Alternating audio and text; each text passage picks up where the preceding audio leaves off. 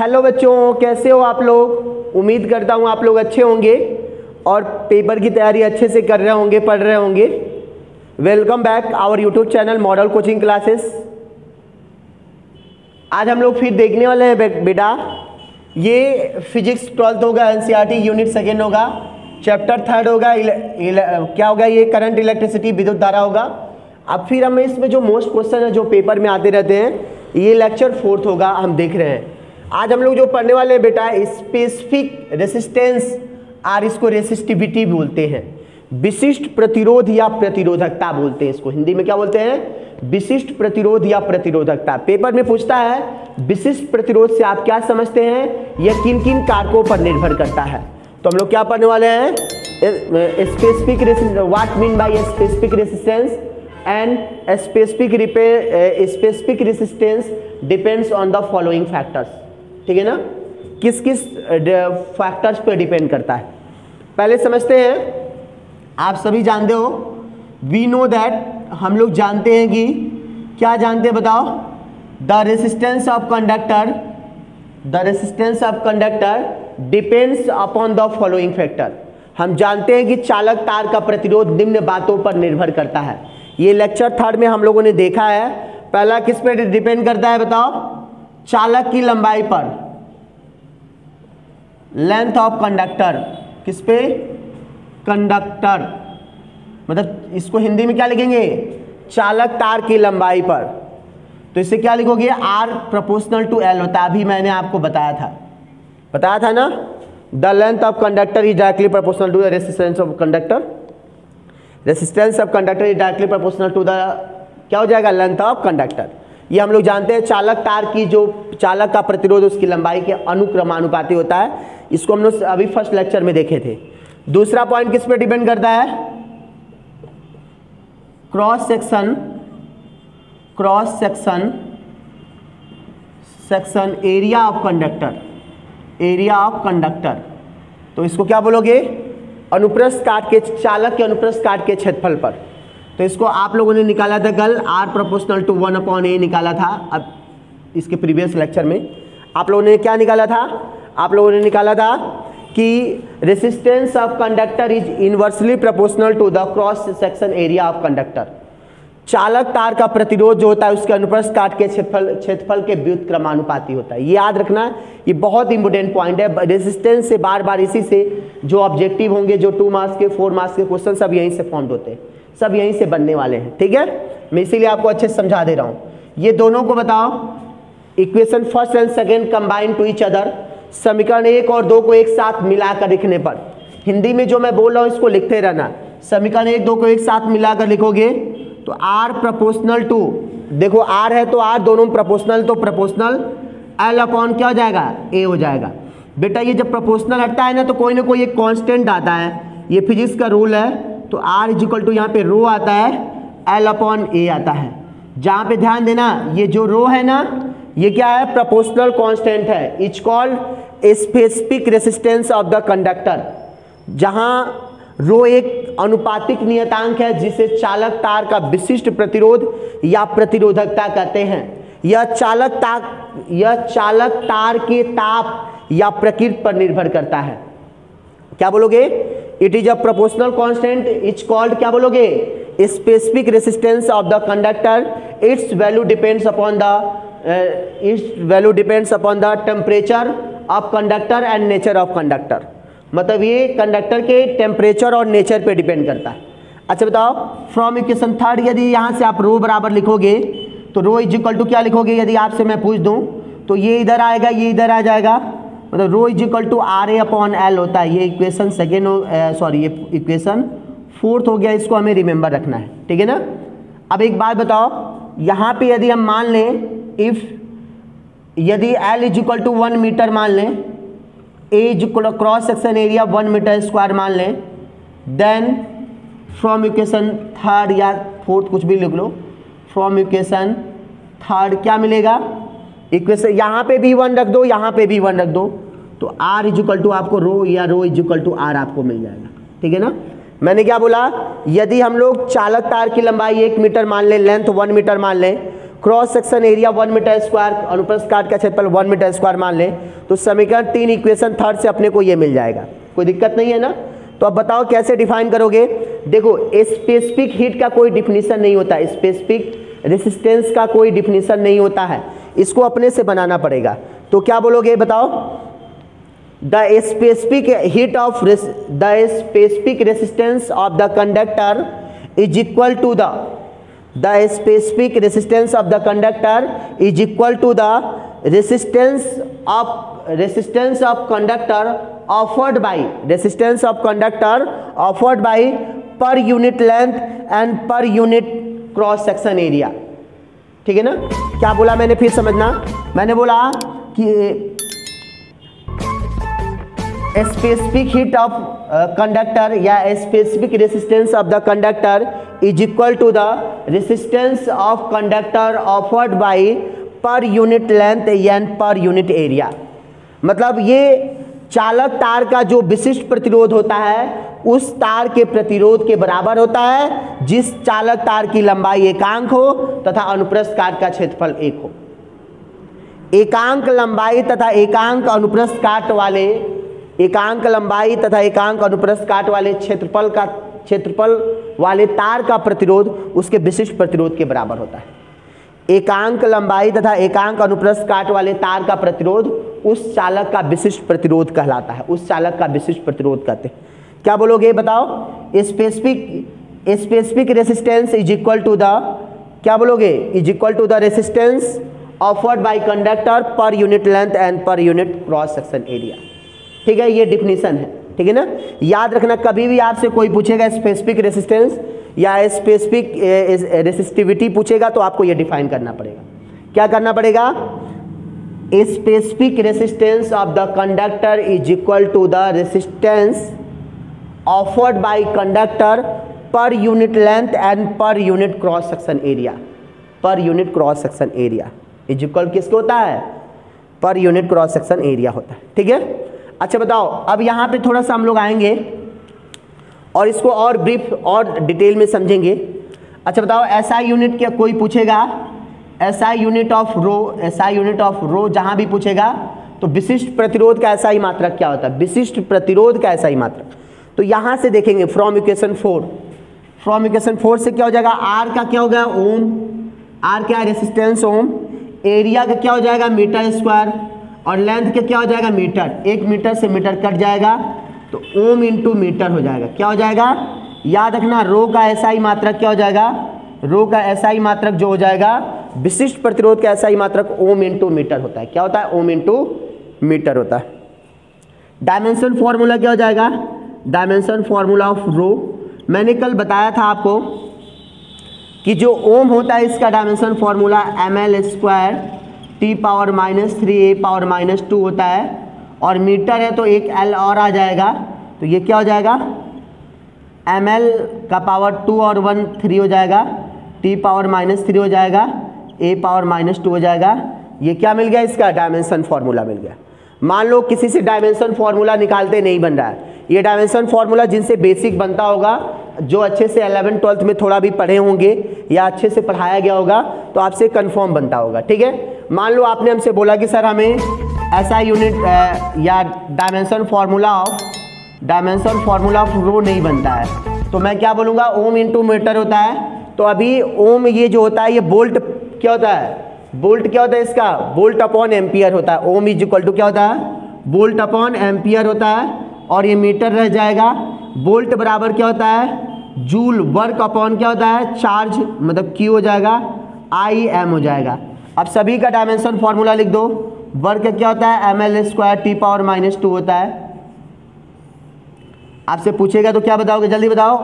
Charge का AT होता है और एम्पियर का क्या हो गया A हो जाएगा और मीटर का L हो जाएगा। सभी को ऊपर ले जाओ और सभी अपना आंसर आ जाएगा। तो देखो M हो जाएगा, ये L स्क्वायर है, ठीक है, ये L स्क्वायर है, ठीक है। तो ये ऊपर जाएगा तो क्या हो जाएगा अपने पास, सॉरी ओम इंटू मीटर होता है भाई साहब, तो मीटर यहाँ पे रहेगा तो AM, इसीलिए ये अभी रॉन्ग आ गया देख लो। तो ये यहाँ पे L आ जाएगा, ठीक है, ये L यहाँ पे नहीं होगा, ठीक है। चार्ज का AT हो गया, एम्पियर का A हो गया और ये देखो m हो गया, ये l और l स्क्वायर और l इंटू होगा तो l3 हो जाएगा, t पावर ये 2 है माइनस, ये ऊपर जाएगा -1 है, -2 -3 हो जाए, और a मिल के a स्क्वायर ऊपर जाएगा a का पावर माइनस, जो भी चीज़ ऊपर जाता है चेंज हो जाता है। देखो यहाँ से भी मैंने निकाला, डायरेक्ट भी निकाला मैंने, दोनों का डायमेंशन फॉर्मूला सेम है, दोनों रो का ही डायमेंशन फॉर्मूला है, मतलब हम कई तरीके से इसको निकाल सकते हैं यदि हमसे बनता है तो, ठीक है ना। अब हम लोग क्या समझने वाले हैं इसके बाद, जस्ट हम लोग समझने वाले हैं depends on the following factor.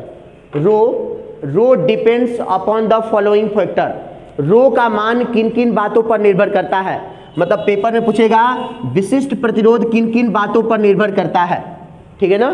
तो आप क्या लिखोगे, विशिष्ट प्रतिरोध की निर्भरता, रो की निर्भरता, the value of rho depends upon the following factor. किस पे डिपेंड करता है, पहले देखो हम दोनों क्या करेंगे, ये जो हम लोग जानते हैं वी नो, हम लोग जानते हैं ना R इक्वल टू क्या होता है m upon N square tau, ठीक है, L अपॉन ए होता है, ये इक्वेशन को हम लोग मान लेते हैं फिफ्थ, और ये इक्वेशन जो ये इक्वेशन थर्ड और फोर्थ दोनों की कंपेयरिंग कर देंगे। क्या करेंगे हम लोग पेपर में लिखेंगे कि विशिष्ट प्रतिरोधकता निम्न बातों पर निर्भर करता है। हम जानते हैं चालक तार का प्रतिरोध कितना होता है, the resistance of the conductor, we know the resistance of the conductor इतना होता है, एंड R इक्वल अभी निकाले हो ना, ये दोनों R इक्वल टू इतना, दोनों समीकरण की कंपेयरिंग कर दो। फ्रॉम इक्वेशन क्या लिखोगे, समीकरण क्या लिखोगे बताओ, समीकरण 5 एंड समीकरण from equation second and equation third, दोनों से निकालो तो ये R कैंसिल हो जाएगा, तो क्या मिलेगा अपने को, ये क्या मिल जाएगा, rho L upon A is equal to क्या हो जाएगा, m upon N square tau L upon A हो जाएगा, L upon A again cut जाएगा, रो इज इक्वल टू क्या हो जाएगा जल्दी बताओ, m upon N square tau हो जाएगा, ठीक है। ये इक्वेशन क्या हो जाएगा 6 हो जाएगा। यही देखो यहाँ पे देख रहे हो ना, the value of rho, this is the required formula specific resistance of the conductor, यही क्या हो गया, चालक के विशिष्ट प्रतिरोध के लिए व्यंजक हो गया। देखो it is clear that the specific resistance of conductor is do not depends upon the length of conductor and cross section area of wire, it does not depend length of conductor and cross section area of wire या conductor, ये चालक तार की लंबाई और प्रतिरोध पर निर्भर नहीं करता है। पेपर में पूछता है कि स्पेसिफिक रेसिस्टेंस चालक की लंबाई और प्रतिरोध पर निर्भर करता है, तो आप बोलोगे स्पेसिफिक रेसिस्टेंस चालक के प्रतिरोध और लंबाई पर निर्भर नहीं करता है, ठीक है। बहुत अच्छे से इसको आप समझा दोगे, ठीक है ना। अब बताओ ये किस किस फैक्टर पे डिपेंड करता है, पूछेगा पेपर में किस फैक्टर पे डिपेंड कर रहा है, तो देखो the rho is directly proportional, देखो ये कांस्टेंट है मैंने बता दिया, is directly proportional to the, दूसरा पॉइंट डालोगे rho is directly proportional to the 1 upon tau, ठीक है। इसको वर्डिंग में क्या लिखोगे, पहला क्या लिखोगे, nature of conductor, nature of specific resistance depends upon the nature of conductor, चालक का जो विशिष्ट प्रतिरोध होता है क्या होता है, चालक की प्रकृति पर निर्भर करता है, हिंदी में लिखेंगे, और इसको क्या लिखेंगे, ताप पर निर्भर करता है, क्या हो जाएगा, ताप पर, specific resistance depends on the temperature, ताप पे डिपेंड करता है। और यहाँ पे क्या समझ में आ गया, specific resistance of the conductor is inversely proportional to the, क्या हो जाएगा, यूनिट वैल्यूम या number of free electron per unit volume, specific resistance is inversely proportional to the number of free electron ठीक है ना। अच्छा बताओ, number of free electron per unit volume is maximum then specific resistance is minimum, यदि मुक्त इलेक्ट्रॉनों के, देखो यहाँ पे क्या समझ में आ गया, किसी चालक तार का विशिष्ट प्रतिरोध उसके एकांक आयतन में इलेक्ट्रॉनों की संख्या के व्युत्क्रमानुपाती होता है। एकांक आयतन में इलेक्ट्रॉनों की संख्या अधिक होगी तो स्पेसिफिक रेसिस्टेंस का मान कम हो जाएगा, विशिष्ट प्रतिरोधकता घट जाएगी। यदि एकांक आयतन में इलेक्ट्रॉनों की संख्या अधिक होगी तो स्पेसिफिक रेसिस्टेंस का मान, विशिष्ट प्रतिरोध का मान घट जाएगा। यहीं से ऑब्जेक्टिव आता है, ठीक है ना। अब फिर क्या बोलोगे, specific resistance of the conductor is inversely proportional to the relaxation time of the, या is inversely proportional to the relaxation time of the conductor, ठीक है ना। किसी चालक तार का विशिष्ट प्रतिरोध उसके श्रांति काल के व्युत्क्रमानुपाती होता है। यदि टेम्परेचर इंक्रीज करोगे तो रिलैक्सेशन टाइम क्या, टेम्परेचर इंक्रीज करोगे तो रिलैक्सेशन टाइम डिक्रीज होगा, और जब डिक्रीज होगा तो ये इंक्रीज हो जाएगा, ठीक है ना। तो ये चीज को अपने को ध्यान देना है। ताप बढ़ाने पर इसका क्या हो जाएगा, श्रांति काल का मान कम हो जाता है, तो इससे विशिष्ट प्रतिरोध का मान बढ़ जाता है। ताप घटाओगे तो श्रांति काल का मान ज़्यादा हो जाएगा, जिससे रो का मान क्या हो जाएगा, कम हो जाएगा। तो ये चीज़ था अपना पूरा, हम लोगों ने स्पेसिफिक रेसिस्टेंस के बारे में डिस्कस किया। यदि मान लो बेटा आपसे कोई पूछ देता है the difference between resistance and specific resistance, हम क्या आज एक और क्वेश्चन बता रहे हैं आपको, difference of the resistance and specific resistance, ठीक है ना। तो पहले तो क्या करोगे, दोनों का डेफिनेशन लिखो। The obstruction offered by conductor the flow of current itself is called resistance. कोई चालक विद्युत धारा के यदि मान लो आपसे पेपर में पूछ दिया कि प्रतिरोध और विशिष्ट प्रतिरोध में अंतर लिखो, ये बार बार पेपर में पूछेगा, प्रतिरोध और विशिष्ट प्रतिरोध में अंतर लिखें, तो आप क्या बोलोगे, कोई चालक विद्युत धारा के मार्ग में जो रुकावट या व्यवधान पैदा करता है उसे चालक तार का प्रतिरोध कहते हैं। आप लोग क्या लिखोगे, the obstruction offered by the conductor the flow of current itself is called resistance. इसमें क्या लिखोगे, किसी एकांक लंबाई तथा एकांक अनुप्रस्थ काट वाले तार का चालक तार का प्रतिरोध को चालक तार का विशिष्ट प्रतिरोध कहते हैं। एकांक लंबाई तथा एकांक अनुप्रस्थ काट वाले चालक तार के प्रतिरोध को विशिष्ट प्रतिरोध कहते हैं, ठीक है ना। आप लोग इसको वर्डिंग में कैसे डिफाइन करोगे, मैंने बताया था, the specific resistance is equal to the resistance of conductor offered by per unit length and per unit cross section area, is equal to the per unit length and per unit cross section area. या ऐसे भी बोल सकते हो, if resistance per unit length and per unit area is called specific resistance, ठीक है ना। दूसरा, दोनों का डिफिनेशन हो गया। दूसरे पॉइंट में क्या हो जाएगा, it's value depends upon the length and cross section area of conductor. इसका जो मान होता है चालक के लंबाई और अनुप्रस्थ काट के क्षेत्रफल पर निर्भर करता है। It does not depend length of conductor and cross section area of conductor. यह चालक की लंबाई और अनुप्रस्थ काट के क्षेत्रफल पर निर्भर नहीं करता। देख लो, ये लंबाई और अनुप्रस्थ काट के क्षेत्रफल पर निर्भर नहीं करता है, और प्रतिरोध निर्भर करता है। थर्ड पॉइंट क्या हो जाएगा, जल्दी बताओ, इसका मात्रक ओम हो जाएगा, और इसका मात्रक क्या हो जाएगा, ओम इंटू मीटर हो जाएगा। इसका dimension formula ml² t power -3 a power -2 हो जाएगा कि नहीं हो जाएगा। और इसका डायमेंशन फॉर्मूला जल्दी बताओ, ml² t का पावर -3 a का पावर -2, ये हो जाएगा। ये दोनों में डिफरेंस है जो बार बार पेपर में आता रहता है, और हम समझाते हैं इसके आगे क्या होता है। देखो बेटा, एक छोटा सा पॉइंट है, इसको भी देख लिए हम लोग। क्या बोलते हैं इसको, इलेक्ट्रिक कंडक्टिविटी बोलते हैं। क्या बोलते हैं, इलेक्ट्रिक कंडक्टिविटी या कंडक्टेंस बोलते हैं, मतलब विद्युत चालकता या चालकत्व बोलते हैं। क्या बोलते हैं, विद्युत चालकता या चालकत्व बोलते हैं। किसी चालक तार के प्रतिरोध के व्युत्क्रम को विद्युत चालकता कहते हैं। किसी चालक तार के प्रतिरोध के व्युत्क्रम को विद्युत चालकता कहते हैं। The reciprocal of resistance of conductor is called, क्या बोलोगे, इलेक्ट्रिसिटी कंडक्टिविटी, इलेक्ट्रिकल कंडक्टिविटी या इलेक्ट्रिक कंडक्टिविटी, ठीक है ना। The reciprocal of resistance of conductor is called conductance. It is denoted by capital G। इसे किससे डिनोट करते हैं, अच्छा बताओ, कंडक्टेंस प्रोपोर्शनल टू क्या हो जाएगा, 1 क्या हो जाएगा, रेसिस्टेंस, हो गया ना। मतलब चालकता या चालकत्व बराबर 1 प्रतिरोध, चालकत्व बराबर 1 प्रतिरोध, या इसको कैपिटल G से डिनोट करते हैं। इसको किससे डिनोट करते हैं, capital G is equal to 1/R होता है, हो गया। The reciprocal of resistance is called, क्या बोलोगे, conductance. The reciprocal of resistance of conductor is called conductance, या क्या बोलोगे, electric conductivity. It denoted by G। किसी चालक तार के प्रतिरोध के व्युत्क्रम को क्या कहते हैं, विद्युत चालकता या चालकत्व कहते हैं, कैपिटल G। अच्छा एक बताओ, मेटल के लिए, मेटल मतलब समझते हो ना, धातु या कंडक्टर के लिए आर की वैल्यू क्या होती है, मिनिमम होती है ना, या लेस होती है ना, लेस होती है। और इंसुलेटर के लिए, इंसुलेटर के लिए क्या होते हैं, इनफाइनाइट होती है। इंसुलेटर मतलब अधातु के लिए, या इसको अच्छे से लिख लो कुचालक, ये कुचालक है, ये चालक है, ठीक है ना।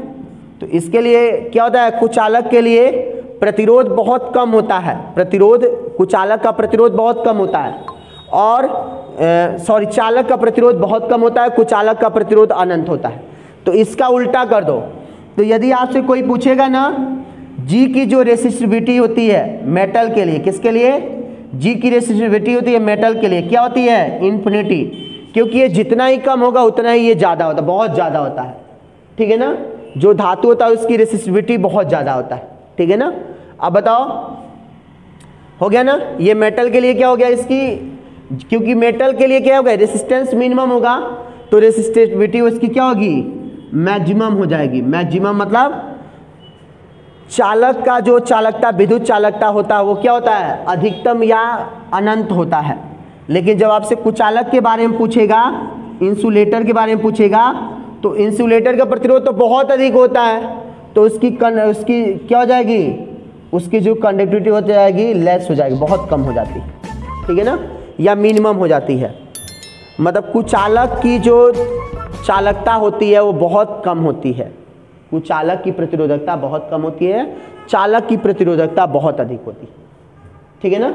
जो चालक होता है ना, वो चालक की विद्युत चालकता बहुत अधिक होती है, चालक का विद्युत चालकता अधिक होता है और कुचालक की विद्युत चालकता बहुत कम होता है। ये चीज़ अपने को ऑलवेज याद रखना है। अब एक चीज़ याद बताओ आप लोग बेटा, इस चीज़ को अच्छे समझते हैं। अच्छा ये बताओ, 2 नंबर में आता है SI unit of G, SI unit of G क्या हो जाएगा बताओ, पर ओम होता है ना, तो इसका क्या हो जाएगा, ओम होता है ना, ऊपर जाएगा तो क्या लिखोगे, ओम इनवर्स लिखोगे, लिखोगे ना।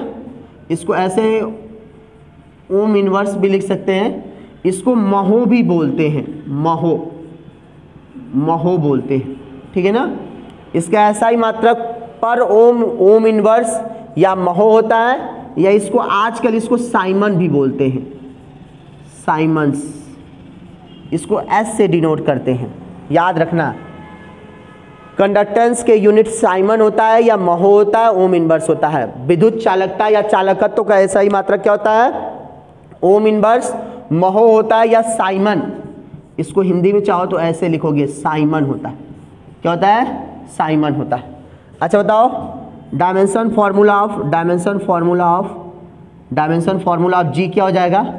अच्छा आप लोग देखो, आप लोग यदि किसका डायमेंशन फार्मूला जानते होगे, अभी मैंने बताया था, अभी आपको ओम का डायमेंशन फार्मूला बताया है, क्या होता है जल्दी बताओ, ml² T⁻³ A⁻² होता है ना, क्योंकि 1/ओम है, ये ऊपर जाएगा तो सभी साइन बदल जाएंगे, ये m का पावर कुछ नहीं तो -1 हो जाएगा, l का पावर -2 हो जाएगा, t का पावर 3 हो जाएगा, a का पावर 2 हो जाएगा। यही क्या हो जाएगा, डायमेंशन फार्मूला ऑफ जी। बार बार पेपर में पूछता है, क्या पूछता है, इलेक्ट्रिक कंडक्टिविटी या कंडक्टेंस का डायमेंशन फार्मूला ये हो जाएगा, यूनिट ए हो जाएगा। विद्युत चालकत्व या विद्युत चालकता या चालकत्व का आपसे यूनिट पूछेगा तो आप ये बता दोगे। आते हैं हम लोग अभी 5th लेक्चर में, इसके बारे में हम लोग देखते हैं। Thank you for watching my video. यदि आपको लगता है कि मैंने अच्छा आपको मैं पढ़ा रहा हूँ, पढ़ाने की कोशिश कर रहा हूँ, तो आप प्लीज़ इसको लाइक, सब्सक्राइब और कमेंट करिए। कोई भी पॉइंट पढ़ना आप कमेंट करके बताइए, हम आपको पढ़ाएंगे। पेपर से पहले